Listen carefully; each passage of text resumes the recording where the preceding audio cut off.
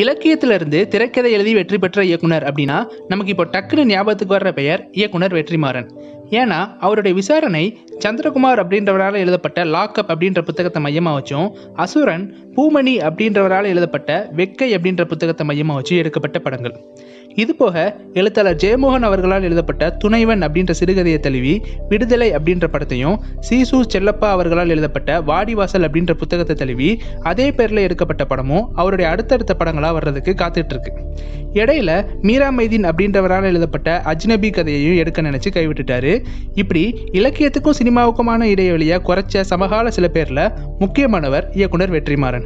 இந்த விஷயத்தை அப்படியே கொஞ்சம் டைம் டிராவல் பண்ணி பின்னாடி கொண்டு போனா, அதாவது 70டைய இறுதிக்கு கொண்டு போனா, வெற்றிமாறனுடைய பங்குக்கு கொஞ்சமும் குறைவில்லாத, இன்னும் சொல்ல போனா வெற்றிமாறனை காட்டிலும் அதிகமாகவே தன்னுடைய படங்களுக்கு இலக்கிய முக்கியத்துவம் கொடுத்த ஒரு இயக்குனர் இருந்தாரு.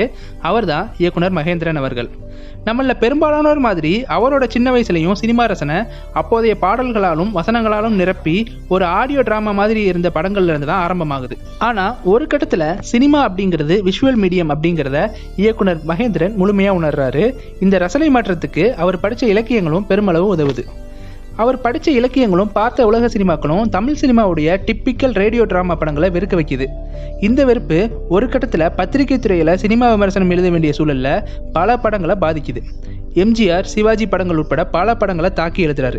இதோட உச்சகட்டமாக தான் படித்த காலேஜில் கெஸ்ட்டாக வந்த எம்ஜிஆர் முன்னாடியே தமிழ் சினிமாவுடைய அபத்தங்களை பற்றி மகேந்திரன் அவர்கள் ஒரு பெரிய உரையாற்றுறாரு.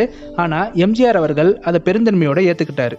இந்த சம்பவம் தான் பின்னால பொன்னியின் செல்வன் நாவலை திரைக்கதையாக மாற்றுற வேலையை இயக்குனர் மகேந்திரன் அவர்களுக்கு எம்ஜிஆர் மூலமாக ஏற்படுத்தி தருது.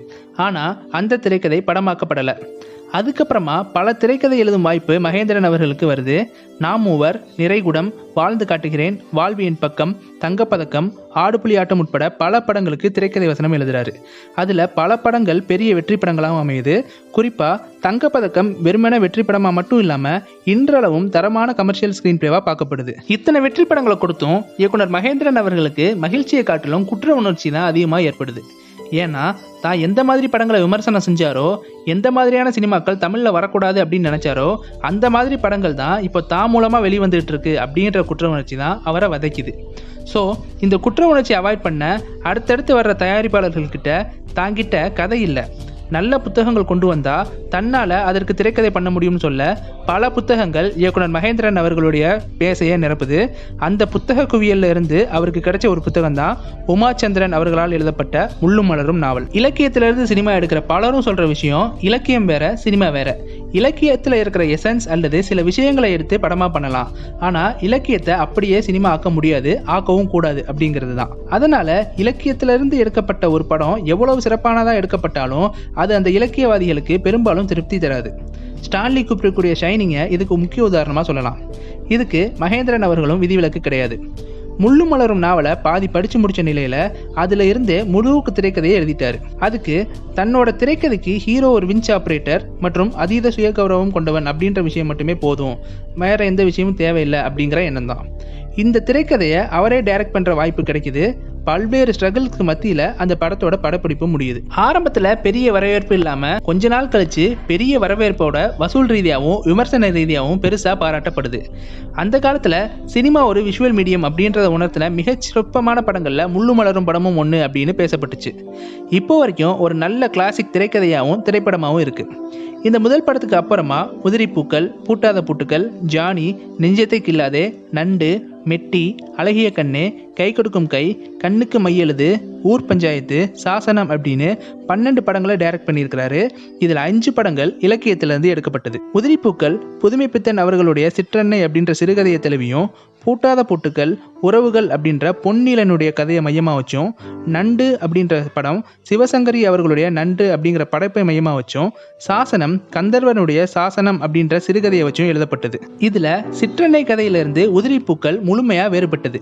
அதனால் புதுமைப்பித்தன் ஃபேமிலிக்கு ராயல்ட்டி கொடுக்கணுமா அப்படின்னு தயாரிப்பாளர் யோசிச்ச போது அவரை கட்டாயப்படுத்தி கொடுக்க வச்சாரு இயக்குனர் மகேந்திரன். இப்படி மகேந்திரன் அவர்களுக்கு இலக்கியங்கள் மேலேயும் இலக்கியவாதிகள் மேலேயும் மிகுந்த மரியாதை ஏற்பட்டதுக்கு காரணம் சின்ன வயசுல இருந்தே அவருக்கு இருந்த இலக்கிய வேட்கை தான். கல்கி, புதுமைப்பித்தன், தி. ஜானகிராமன், சாண்டில்யன், கி. ராஜநாராயணன் அப்படின்னு பலரது படைப்புகள் ஏற்படுத்தின தொடர்ச்சியான வாசிப்பு அனுபவம் உலக சினிமாவை பற்றின தன்னுடைய புரிதலை அதிகப்படுத்தவும் தன்னுடைய சினிமாக்களை ஒரு விஷுவல் லிட்ரேச்சராக மாற்றுறதுக்கும் இயக்குனர் மகேந்திரன் அவர்களுக்கு பெருமளவு உதவி இருக்கும். தமிழ் எழுத்தாளர்களுடைய புத்தகங்களோட மட்டுமே நிறுத்திக்காம நக்கீரன் கோபால் அவர்களால் நடத்தப்பட்டு வந்த இனிய உதயம் அப்படின்ற மாத இதழ் மூலமா சுறா அப்படிங்கிறவருடைய மொழிபெயர்ப்பு வழியா பல கேரள இலக்கியவாதிகளுடைய கதைகளை வாசிக்கிற அனுபவத்தை பெற்றாரு இயக்குனர் Mahendran. Vaikom Mohammed Basheer, Thakazhi Sivasankara Pillai, M T. Vasudevan Nair, Madhavikutty, M. Mukundan, T. Padmarajan உட்பட பல இலக்கியவாதிகளுடைய மேதமையை புரிஞ்சுக்கிறதுக்கு இனிய உதயம் மாத இதழ் மகேந்திரன் அவர்களுக்கு உதவி இருக்கும். இலக்கியத்துடைய முக்கியத்துவத்தையும் சினிமாவுடைய லாங்குவேஜையும் முழுசா புரிஞ்சுக்கிட்டதால தான் இலக்கியம் தன்னுடைய படங்களில் டாமினேட் பண்ணாத வகையில் சினிமா லாங்குவேஜுக்கு இம்பார்ட்டன்ஸ் கொடுத்துருப்பாரு மகேந்திரன். குறிப்பாக முள்ளு மலரும் நாவலில் முதன்மை கதாபாத்திரம் புலி தாக்குனதுனால தன்னோட கையை இழந்திருக்கும். நாவல்களோட இறுதியில் முதன்மை கதாபாத்திரங்களுடைய கோர மரணம் மூலமாக கதை முடியும். இது எல்லாத்தையுமே தனது படங்களை அவாய்ட் பண்ணியிருப்பாரு இயக்குனர் மகேந்திரன். சினிமாவுக்கு தேவையான விஷயங்களை மட்டுமே சேர்க்கிறதுல இயக்குனர் மகேந்திரன் ஒரு முன்னோடி அப்படிங்கிறத இந்த படத்தோட கிளைமேக்ஸ் மூலமா நம்ம புரிஞ்சுக்கலாம். இன்னொரு உதாரணம், சிற்றன்னை அப்படின்ற சிறுகதையில வர்ற பாசிட்டிவான சுந்தர வடிவேலு கேரக்டரை உதிரி பூக்கள் படத்துல நெகட்டிவ் ஷேட் உள்ள கேரக்டரா மாத்திருப்பாரு. கதையில வர்ற இறந்து போன அம்மா கேரக்டரை இந்த படத்துல உயிரோட உலக விட்டுருப்பாரு இயக்குனர் மகேந்திரன். அந்த மாற்றியமைக்கப்பட்ட சுந்தர வடிவேலு கதாபாத்திரமும் தமிழ் சினிமாவில் வந்த ஒன் ஆஃப் த எப்பிக் கதாபாத்திரம் அப்படின்னே சொல்லலாம்.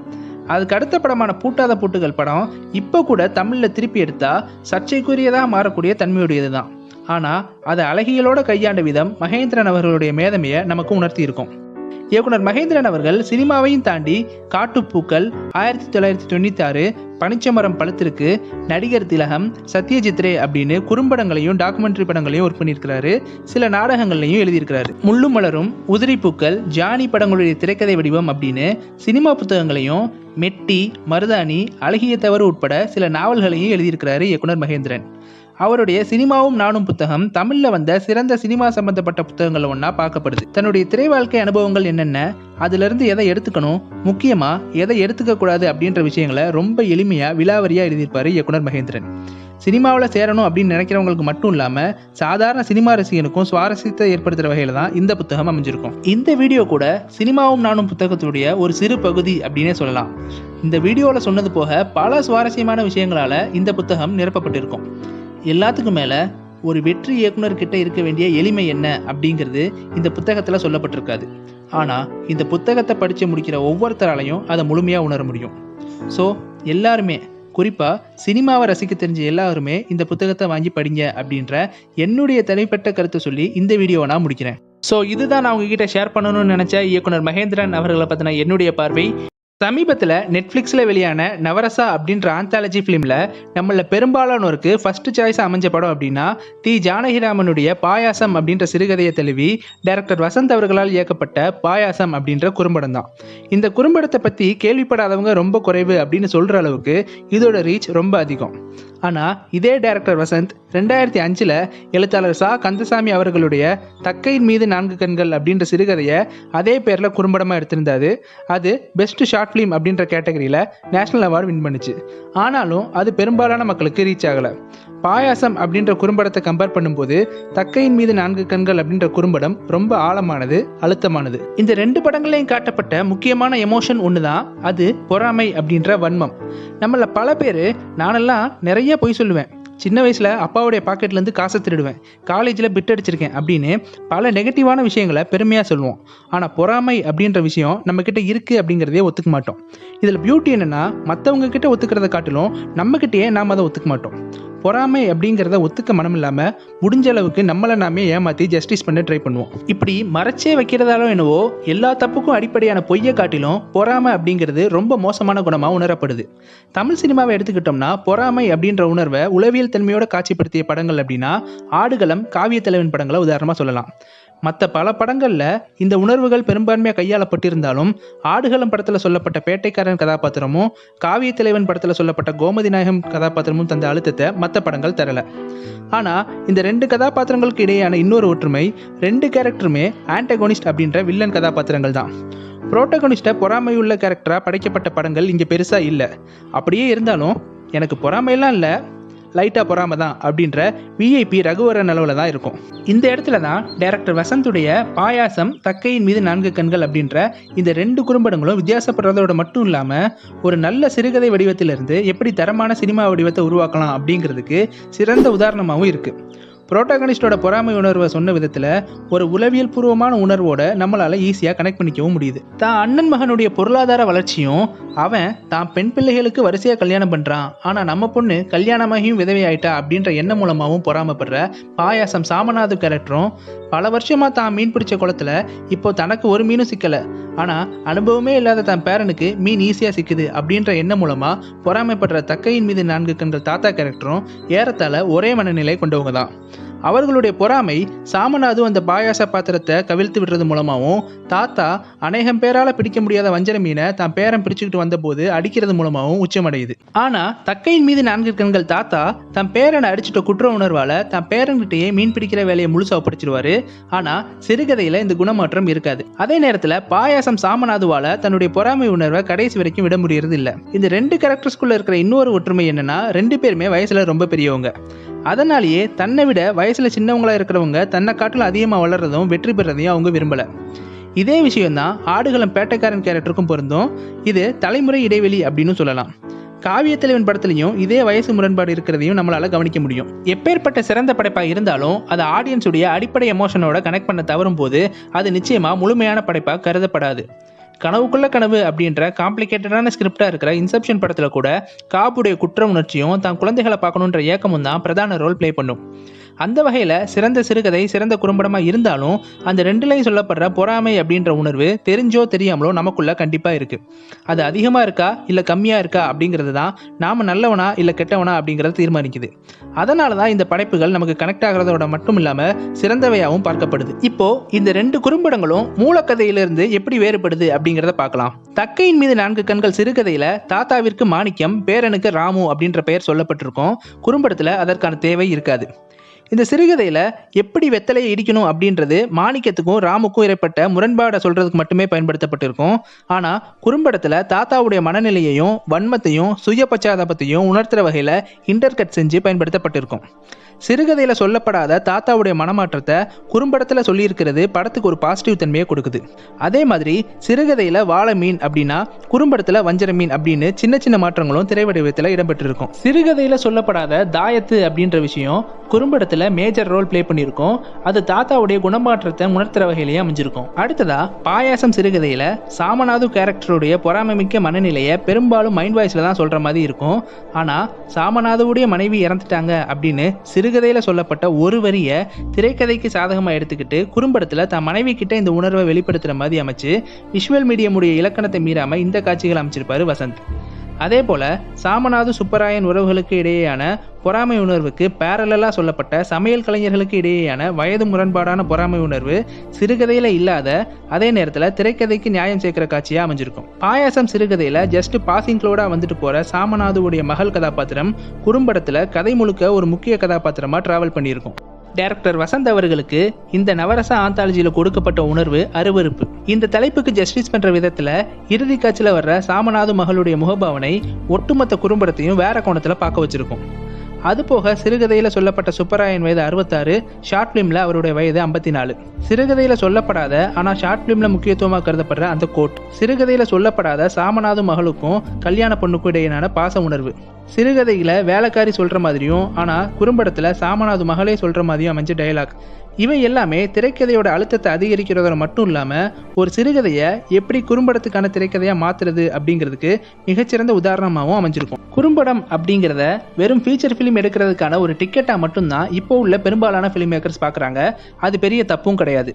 ஆனால் சினிமா எக்ஸ்பீரியன்ஸ் நிறையா உள்ள டைரக்டர் வசந்த் மாதிரியான ஆளுங்க குறும்படங்கள் இருக்கிறது மூலமாக குறும்படம் அப்படிங்கிறது ஒரு வகையான கதை சொல்லல் மீடியம். ஃபீச்சர் ஃபிலிமில் சொல்ல முடியாத, சொல்லக்கூடாத பல விஷயங்களை சுதந்திரமாக குறும்படங்கள் மூலமாக சொல்லலாம் அப்படிங்கிறது ப்ரூவ் ஆயிருக்கு. சிறுகதைக்கும் நாவலுக்கும் உள்ள வித்தியாசம்தான் குறும்படத்துக்கும் பெரும்படத்துக்கும் உள்ள வித்தியாசமும் கூட.